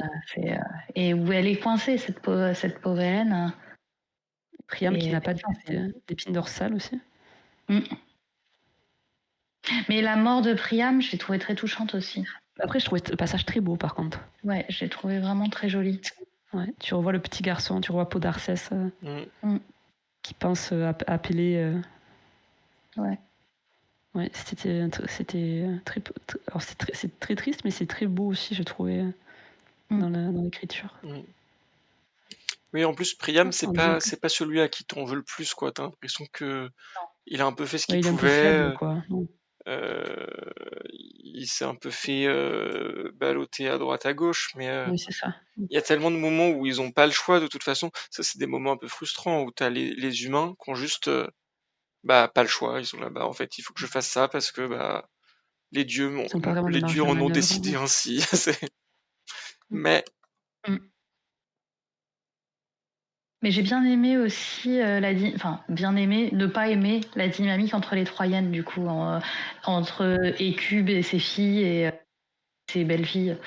Je trouvais que la relation entre Hélène, Cassandre, Creuse et Écube était vachement intéressante en fait. et Et ça, moi j'ai trouvé c'est un peu que une peau de vache. ouais. Mais Et c'est ça, intéressant. j'étais un peu surpris parce que Écube jeune, quand tu la vois jeune, je trouve qu'elle est plutôt sympathique. Sur les scènes où ils sont un peu ados amoureux avec Priam. Et en Mhm. fait, Écube, une fois adulte, elle est vraiment bah, très désagréable avec, avec Hélène, avec Cassandre. T'es là, bah, du calme quand même. Cassandre qui est toujours un personnage très mimi, donc... Enfin, mimi, je sais pas si c'est le J'adore terme, Cassandre mais... aussi. Ouais, Cassandre elle est stylée. Mais qui est touchant, quoi, ouais. Ouais. Puis ils en ont pas fait. Enfin, ça tombe pas non plus dans le cliché de la folasse, parce que dans certaines réécritures, je trouve, ils jouent un peu le jeu de Cassandre la folle. Et là, c'était pas le cas. Mm. Je sens que Cassandre, elle a une des scènes les plus. La scène la plus cool du tome 2, où elle tient tête à Apollon, où elle le remet en place, et où c'est là que c'est foreshadowing du coup de la déchéance des dieux, après, où elle lui dit, mais un jour, les humains, ils croiront plus. Ils croiront plus en vous, vous aurez plus de prise sur les humains, et patatras, qu'est-ce qui se passe? Donc, et même Cassandre, du coup, je regrette de ne pas l'avoir plus vue, et en même temps, ça se justifie aussi, parce qu'il y a déjà de la matière par ailleurs sur Cassandre, comme elle le dit à la fin de son roman, mais sa Cassandre est particulièrement chouette, j'ai trouvé, même si on la voit pas beaucoup. Quand elle sort avec sa torche et sa hache à double tranchant aussi, pour essayer de bousiller le cheval. Et puis elle réussit à avoir des interactions sympas aussi quand même avec d'autres personnages. Et ça, je trouve que c'est cool de la voir pas non plus 100% isolée. Euh, ça l'aide pas au final à faire croire à ses prophéties, mais elle est pas complètement toute seule. Et donc Elle n'est pas marginalisée, c'est ça. enfin, pas complètement. Ouais. Moi, je trouve que ça donne quand même envie d'imiter une version alternative où elle arrive à mettre le feu au cheval, quoi. Mhm. Ça serait assez cool, ça. Qu'est-ce qui se passe si la guerre de Troie, enfin, si Cassandre empêche l'invasion de Troie, tu sais. T'imagines quelqu'un qui nous fait une réécriture de mythologie grecque, mais sans nous prévenir qu'en fait, elle twiste Le plot twist. le comportement et la fin. Ça serait rigolo. Personne s'y attendrait. En plus, on serait tous là. Oui, bon, bah, on sait qu'à la fin, Troie va tomber, le cheval va rentrer, gna gna gna, et là, bim, feu au cheval, c'est réglé. Puis justice pour Cassandre, quoi. Voilà. Ouais, non, Qui ça finit serait pas trop bien. mal en plus. Ouais, en plus, Cassandre, ouais, après, dans le reste de la mythologie, Ça va pas être Oui. cool son. Elle est pas au bout de, elle est pas au bout de Elle ses est pas au bout de problèmes. ses surprises, ouais. C'est vraiment abusé, quoi. Mm.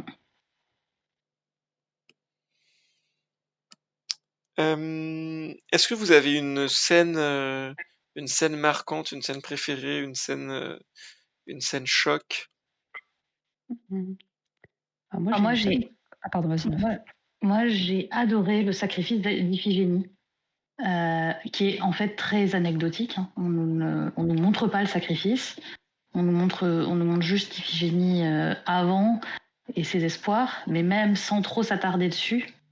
Mais c'est le premier moment où on te dit explicitement, voilà, la guerre c'est sale, les victimes souffrent et l'histoire va retenir des héros, va retenir de Agamemnon que c'est un mec génial qui sacrifie sa fille, ne va pas retenir Iphigénie pour ce qu'elle est, mais et moi je refuse de vous raconter, de donne à la place la vérité crue et nue, c'est-à-dire que c'était du sang, des odeurs immondes. Et c'est une scène gore, quoi. Mmh.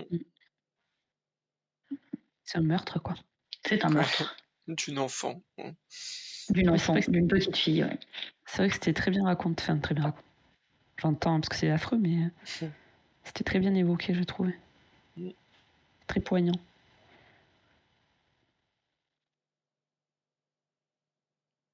Toi, Willa, du coup, t'as les... Ah oui, alors moi j'ai trouvé très belle la scène entre Éo et Thétis. Quand, Mmh. quand ce salopard de Zeus, parce que c'est lui qui les fait asseoir en plus au pied de Ouais. son trône, et se battre en duel leurs fils respectifs. Mmh. Et dans ce monde assez pauvre en sororité, en solidarité et autres sentiments positifs entre les êtres, j'ai trouvé voilà, très beau ce passage où elles se prennent la main et où Thétis défait ses cheveux pour dissimuler Eos du coup au regard inquisiteur des autres dieux qui sont là pour se repaître du spectacle, quoi. Mmh. Je trouvais que c'était bon, c'était une scène tragique évidemment, mais que c'était un très beau moment et que c'était encore une fois très poétique dans l'écriture. Ouais, c'est très touchant. En plus, Eos, c'est un personnage vraiment attachant, je trouve, depuis le début, donc lui voir ça... Là où Tétis, c'est un C'est personnage un qu'on peu la plus suit depuis le ambigu. début. Ouais. Oui. Bon, on suit Et les encore deux que depuis le Tétis est début, plus en fait, sympathique. mais... Ouais. Tétis est plus sympathique que dans certaines versions quand même, hein. Parce que dans le chant d'Achille par exemple de Madeleine Miller, c'est pas. Elle est... Là, t'arrives à avoir de la compassion pour elle quand même parce que elle est quand même jetée en pâture à Pelé qui la viole. Après son fils, elle essaie de le sauver, elle n'y arrive pas. Enfin, bon, c'est pas une sainte loin de là, mais Oui, mais tu comprends la Oui. tragédie quand même, quoi. elle est un peu plus nuancée. Oui. Ouais. Puis en plus, après, elle veut faire chier Ulysse, donc rien que pour ça. Ah, ça c'est drôle. Ouais. Et moi, je me Et suis noté 2 scènes parce que je triche tout le temps. Mais il y en a une dont j'ai déjà parlé, donc qui est la scène des Amazones avec Pentésilée, que j'ai trouvé assez belle et assez marquante. Donc cette scène où les Amazones avec tout leur peuple vont essayer de lutter contre Achille et les Myrmidon. Myrmidons. Euh, avec un des rares moments où Achille n'est pas une horrible enflure quand il engueule un de ces Grecs qui se moque de Oui, Pentésilée. il le traverse d'une lance quand même. Oui, c'est mérité. Euh, non mais tu vois, c'est un des rares moments où j'ai trouvé qu'il n'était pas complètement horrible. Et je me suis noté aussi, alors une scène qui n'a rien à voir, mais que j'ai trouvé assez rigolote et assez intéressante, c'est la scène où Athéna demande à Héphaïstos comment il pourrait concevoir le cheval de Troie. et où il commence à réfléchir complètement. Alors il dit bon, donc ils ont des bateaux, alors ils ont qu'à mettre deux bateaux l'un par-dessus l'autre, et puis là pour faire les pâtes ils ont qu'à récupérer ci ça, et puis ça ils prennent ça, ils reprennent ça, et un peu ce côté ingénieur de briques et de broc que j'ai trouvé très rigolo, un peu sorti de nulle part, mais de prendre la peine. Il y a aussi un peu ce côté, je sais pas si réaliste c'est le terme, mais tu vois, de prendre la peine de voir, ok, comment on pourrait faire un cheval à partir de ce qu'ils ont, un peu discrètement, etc. Avec le petit moment où il m'a fait rire aussi, où il a dit, bon, évidemment, ils vont vouloir faire des trucs qui servent à rien, genre tailler des gemmes pour faire les yeux et je sais plus quoi, faire les ongles du cheval. Bon, ça sert à rien, ça va reprendre 2 jours de plus. Ok, bon, bah une semaine, allez. Et, voilà, je trouvais ça assez fun en fait cette scène, et un peu euh, une petite parenthèse au milieu de la tragédie, quoi. C'était Ouais, Surtout moi qu'au j'ai bien début, il aimé veut aussi, pas. ouais. Mais il veut pas, mais en même temps, il veut pas, Alors, mais elle lui a, elle, elle lui a juste, voilà, elle sait comment mm, lui elle parler sait pour que lui le défi, proposer juste ouais, elle le sait que le petit défi truc là. technique, mm, ça va lui Et donner ça, envie. c'est hyper crédible en fait. Ce côté où tu donnes à un mec ou une fille qui a un peu cet esprit ingénieur le petit défi technique qu'il a envie du coup de réaliser juste mm. parce que intellectuellement ça le stimule. Ouais, juste pour le Et du coup, il challenge. peut pas s'en empêcher quoi. Mm, Effectivement, ça c'est rigolo. Et on parlait d'Achille juste avant, et j'ai trouvé que c'était assez intéressant au final aussi la vision d'Achille. C'est pareil, Achille c'est quand même aussi un sombre connard. Enfin, c'est juste une brute épaisse, quoi. Et je trouve que c'est assez intéressant de voir ça en parallèle de sa relation avec Patrocle. Et en fait, souvent, on a Achille victime de la guerre, typiquement dans le chant d'Achille, tout ça. Et en fait, je trouve que c'est aussi intéressant de voir que bah, voilà, c'est un homme amoureux. C'est pas pour ça Mais que c'est c'est pas une aussi, brute. mm. ouais. Mais c'est aussi un sale type. C'est voilà. Et j'ai trouvé que, enfin, en vrai, c'est si cool de pouvoir avoir justement, des personnages queer qui aussi ne sont pas des personnages positifs, mais enfin, on sait qu'on est dans un univers suffisamment progressiste. Enfin, non, enfin, dans un livre suffisamment progressif, pas dans un univers progressif, bref, vous m'aurez compris. Mais que du coup, on peut se permettre, enfin voilà, c'est pas genre juste parce que c'est le personnage gay, donc c'est un méchant. Non, c'est il est gay, mais aussi c'est une brute, et voilà. Mm. Et on peut être les deux. Et je trouve ça cool en fait, parce que du coup, ça te donne, c'est une façon bah, de rendre sa sexualité comme quelque chose qui est absolument un non-événement. Mm. Un Et souvent, non-sujet. on en fait un événement. C'est un sujet, et c'est le sujet de Achille. Mm. Là, ce n'est pas le sujet d'Achille, et en faisant une brute, je trouve que c'est d'autant plus un non-sujet. Et je trouve que du coup, c'est intéressant comme façon d'avoir présenté Achille. Ouais, puis il aime la violence, il s'en repaît. Et voilà. Même sa mère dit qu'elle l'envoie chez les femmes pour le Pour le calmer. polir un petit peu. Cela dit, Et maintenant c'est que quand tu il est le dans dis, le. Nympha, c'est en fait peut-être que c'est un livre homophobe parce que les personnages homosexuels, que ce soit du coup Achille ou Athéna, c'est plutôt des personnages très négatifs. Je pense que Ouais, mais Pallas, oui, c'est pas là, vrai c'est qu'il n'y en a les. que deux, ouais. Mais Pallas vient contrebalancer. Pallas, elle est Hmm. stylée, et puis Patrocle, il a quand même l'air adorable aussi. Et les noces, ça va. Et les noces, et les noces, ça a quand même l'air hyper pipou aussi. Patrocle, il a pas l'air particulièrement sympa, moi, je trouvais. Patrocle, on le voit très Et il a pas peu, l'air j'ai trouvé. aussi En fait, horrible on ne voit pas qu'Achille, beaucoup mais. Patrocle. Mais il y a cette scène aussi avec Briseis, à un moment où ils se font tirer dessus par les enfants d'Aphrodite, là, Eros, je crois que c'est Oui. Eros, je sais plus qui, Et et où les deux dorment, où elle est Phobos réveillée, ou je sais pas quoi. et ça tombe pas, Dieu merci, dans le syndrome de Stockholm. On se souvient tous de l'adaptation de 3 avec Brad Pitt, où en fait, elle dort pas, elle, et elle dit qu'en fait, chaque fois qu'elle ferme les yeux, elle revoit Achille qui tue son père et Patrocle qui tue son mari, ou l'inverse, et que là, elle se retrouve à devoir passer La nuit maintenant avec les ces deux, nuits toutes les avec eux. nuits, ouais. L'enfer. Et elle te dit, et Briseis voit la flèche, et elle pourrait réveiller Achille, elle pourrait, mais pourquoi est-ce qu'elle le réveillerait en fait? c'est son Il bourreau, mérite. Ah oui. elle est obligée de le subir et ça, c'est un tout petit passage et voilà, je trouvais ça bien aussi parce que des fois, c'est un peu l'écueil, bon, il a tué toute ma famille, mais il est gentil avec moi, il est tellement charismatique. Ben non, en fait. Mm. Et ça contribue à ce portrait nuancé aussi des personnages, que ce soit de Brisé ou Briséis ou d'Achille et Patrocle. Hein. Et d'ailleurs, le passage où il est dans le... Ah, j'ai oublié, chez Chiron, Oui. dans le Pélion, je crois que c'est Ouais. ça. Oui, ça, C'est sa montagne là où il va tuer plein de bestioles. c'est horrible, il est horrible. Non, mais il est Alors atroce. c'est le génocide, quoi. Te dis, les animaux, tu les entends plus chanter dans la forêt. Ah oui. Même quand il rejoint sa mère avec la lionne sur les épaules, là, et les 3 petits lionceaux qui rejoignent le corps de leur mère, c'était Mm. horrible, quoi. Ah ouais, non, mais c'est genre, vraiment une brutasse, le type. un psychopathe, quoi. Ouais. Mais du coup, j'ai trouvé ça intéressant, tu vois, de voir, Oui, de voir Achille comme une énorme brutasse. Enfin, il n'y a pas grand-chose pour le sauver, ce type, quoi. Mm. Surtout quand tu lis ça après avoir lu le chant d'Achille, tu vois. Ouais, c'est ça. Et du coup, oui, je trouve que... Parce que du coup, toutes les réécritures modernes d'Achille, elles sont plutôt typées chant d'Achille.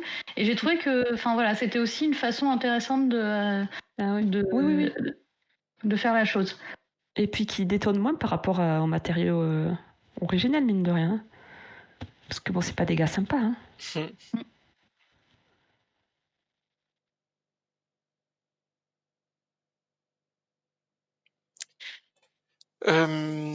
Est-ce que vous avez d'autres scènes ou d'autres personnages dont on n'a pas parlé que vous voudriez honorer d'un sujet? On n'a pas parlé de la toute fin, La toute fin, l'épilogue? l'épilogue. Ouais. Et en fait, j'arrive pas à savoir ce que j'en pense. D'un côté, j'étais contente qu'elle se retrouve. D'un autre côté, j'ai trouvé ça un peu facile. D'un autre côté, j'ai aimé aussi le fait que du coup, on se raccroche à notre monde et aux dieux qui ont vraiment disparu. Moi, ça, j'ai bien aimé. J'ai bien aimé cette histoire des dieux qu'on oublie parce qu'en fait, les dieux, c'est les humains qui les créent. C'était satisfaisant en plus, après les avoir vus être ignobles pendant 3 tomes. D'un autre côté, j'étais un peu. J'aurais voulu quand même qu'il y ait quelque chose pour vraiment punir Athéna, quoi. J'aurais voulu qu'il y ait quand même un peu quelques grains de sable vraiment et qu'elle se retrouve comme une conne à la fin. Elle n'a pas complètement un happy end, puisque du coup, Circe, elle arrive à ramener Pallas, mais Pallas est mortelle. Mais bon, ils ont quand même 100 ans de vie commune. Quand même 100 ans de vie commune, ça va, quoi. C'est plutôt un happy end quand Après, elle même. doit l'attendre. Ouais. Mais peut-être que Pallas lui en veuille. Bah, en fait, ça a pas l'air. Moi, je m'étais demandé si Pallas allait lui en vouloir. Ça aurait été bien, quoi, peut-être. Ça aurait été bien, ouais, que Pallas lui dise non, mais meuf, mais. Non, tu es un monstre. je vais aller me mettre avec une autre meuf, une meuf saine et pas une génocidaire, quoi. Parce qu'il y a plusieurs moments où Pallas fait comprendre quand même qu'elle est pas trop d'accord avec ce que fait Athéna, qu'elle essaye de lui communiquer, mais que Athéna lui ferme complètement son esprit pour pas la laisser lui changer d'avis. Donc c'est vrai que ça, c'est peut-être le côté un peu facile, mais bon, que du coup on voit pas, donc peut-être qu'en fait elle discute et elle se dispute, etc. Mais de se dire, ok, Pallas pardonne à Athéna tous ses actes, ça paraît peut-être un peu facile et pas forcément complètement cohérent avec ce qu'on nous a montré de Pallas au fil des 3 tomes. Ouais. Après, peut-être je sais pas qu'il y a un truc, ou au moins qu'elle se souvienne plus d'elle, tu vois, enfin qu'il y a un truc qu'elle la ramène ou qu'elle se fasse, tu vois, qu'il y a un bug autre juste que elle est mortelle. Oui, là c'est quand même une happy end qu'elle mérite pas forcément. Pallas, elle mérite potentiellement sa happy end, mais ouais. Et la fin, moi j'avoue j'ai pas trop d'avis. Oui, Athéna qui revient, qui meurt enfin de vieillesse. Bon. Mais moi, c'est presque pas ce qui m'intéressait le plus. Finalement, alors que c'est la motivation même de l'intrigue, hein, mais là, c'est Athéna en soi, c'est pas ce qui me captivait le plus, quoi, dans le récit. C'était plus la réappropriation des événements et des personnages par Marine Carteron et mettre justement en lumière des personnages moins connus ou des événements beaucoup plus antérieurs à la guerre de Troie qui m'a séduite que finalement la quête d'Athéna. Oui. Donc c'est vrai que plus la fin... la quête d'Athéna, mais en quoi est-ce que elle impacte les événements, le déroulé de la guerre de Troie. Et donc ce que Marine Carteron a tissé pour relier son intrigue avec les événements et comment elle y crée des liens et elle explique les choses. C'est ça qui était intéressant, mais en soi cet enjeu-là, à part donner de très chouettes romans, moi c'est pas ce qui me tenait le plus en haleine, quoi. Moi non plus, mais j'attendais quand même une fin et j'ai eu une fin, donc déjà en soi voilà, et c'est une fin satisfaisante. Mais voilà, mais moi ma satisfaction, moi j'aurais quand même vraiment voulu que Athéna soit punie, quoi. Quelque chose qui je dois être un peu trop naïve, trop. Voilà. Tu veux que les méchants soient punis. Je sais pas ce que je fais, qu'est-ce que je fais à la garde de nuit d'ailleurs, parce que on sait pas. Peut-être qu'à la fin. Lol, la fin qui n'arrivera jamais. En fait, déjà, je suis satisfaite qu'il y a eu une fin, voilà. Oui, c'est ça. On va pas trop en demander. Après, d'un côté, je me dis, si elle avait massacré tous ces gens et qu'en plus, elle avait pas réussi. Ouais. Même d'un côté, ça aurait été très martinien. Je pense que c'est pour ça que ça nous aurait plu. Ça aurait tout été ça pour ça, tu sais. Ouais, tout ça pour ça. Ça aurait été déprimant. Mais je crois que je préfère. Moi, ça doit être mon côté. Ça doit être mon côté dramaturge qui ressort, quoi. Nihiliste, rien n'a de sens. Mais ouais. Surtout qu'en plus après, tu sais que ce qui va se passer après pour la plupart des personnages qui ont survécu, c'est pas super glop, donc. C'est ça en plus, quoi. Finalement, Ménélas et Hélène, ils s'en sortent bien. Hein. Mais c'est ça, ouais. Ménélas et Hélène, au final. Eux, ils ont leur happy end, c'est ça qui est important. Après, je crois la fille d'Hélène, elle lui fait payer quand même, non? Ouais. Hermione, je me souviens plus exactement ce qui se passe. Hermione, je sais plus exactement ce qui se passe, mais Hermione, il me semble qu'elle est pas super copine avec sa mère. Andromaque, elle morfle salement. Bon, Clytemnestre, elle morfle salement aussi. Agamemnon aussi, mais on est bien content qu'Agamemnon morfle. Cassandre, la pauvre. Cassandre, elle morfle aussi. Non, ceux qui s'en sortent peut-être, enfin j'en sais rien, mais c'est peut-être les Hélénos, les aînés. Je connais moins bien ce qu'il leur arrive. J'avoue, je connais pas trop l'Énéide, mais Aîné, c'est l'Énéide, hein, c'est ça. Hein. Oui. On est d'accord, c'est le même. Oui, c'est lui. Oui, c'est lui. C'est lui, hein. Ouais. Mais Hélénos, il épouse Andromaque, je crois. Hein. Hélénos, il épouse Andromaque ? Ça finit par... ouais, je crois qu'il y a un truc comme ça. Par 12 000 trucs improbables. Ok. Mais elle se suicide pas, Andromaque ? Ben, je crois pas. Oh, je sais plus. Ça me donne envie de lire les pièces. Moi, ça m'a donné envie de lire et relire plein de trucs, par contre. Pareil. En plus, elle a l'amabilité, en plus d'indiquer une traduction qu'elle recommande. Qu'elle conseille. Je trouve ça très chouette aussi. Ça m'a donné très envie d'éplucher tous les trucs qu'elle a lus. Mais en plus, on sent qu'elle s'est passionnée pour ce récit et qu'elle s'est éclatée, quoi, parce que ça a été un travail, je pense, colossal, mais quand tu lis ses notes, t'as vraiment l'impression qu'elle s'est quand même amusée à tisser sa toile à la manière d'Athéna, quoi. Donc ça, c'est très chouette aussi.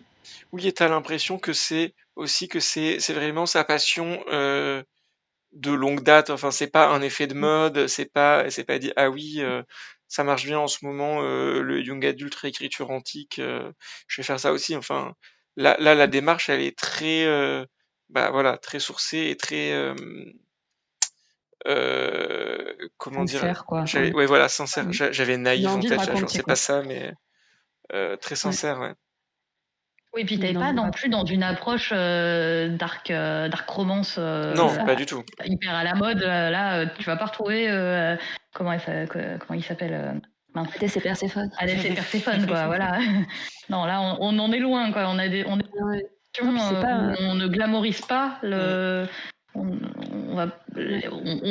dit Non, on les ne termes. glamorise pas, non. Il y a du viol, c'est clairement du viol, c'est clairement dénoncé. Enfin, voilà quoi, on ne glamorise pas des relations. Il y a des belles relations amoureuses, mais c'est des relations tendres avec des qui sont qui sont globalement des énormes nounous. En l'occurrence, Ménélas et Ajax. Mm.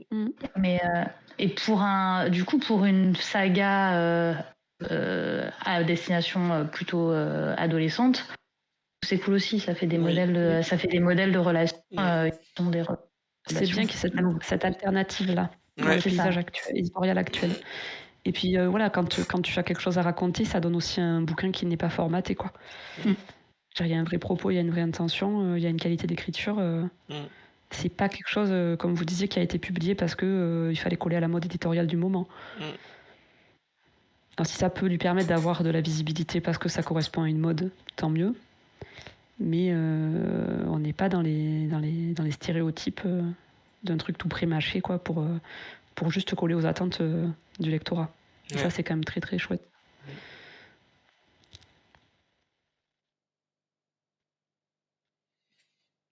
Eh ben écoutez, est-ce qu'on conclurait pas sur ça, sur ces belles paroles? Et ben dans ce cas-là, je vous remercie pour cette discussion. Merci à celles et ceux qui nous auraient suivis, qui nous auraient écoutés jusque-là. On espère que ça vous a plu, que ça vous a intéressé. N'hésitez pas à nous dire ce que vous en avez pensé sur le replay sur YouTube, sur le forum de la garde de nuit. N'hésitez pas à liker, à partager, à discuter, venir discuter avec nous de cette lecture ou de vos autres lectures ou du Trône de Fer, pourquoi pas. Nous, on vous retrouve très prochainement avec le 3e tome de La Dernière Geste, puis avec, j'ai déjà oublié, Miss Percy et comment élever un dragon britannique en buvant du thé, à peu près, quelque chose comme ça. On espère vous revoir bientôt et puis on vous souhaite une bonne soirée. À plus. Bonne soirée. Bisous.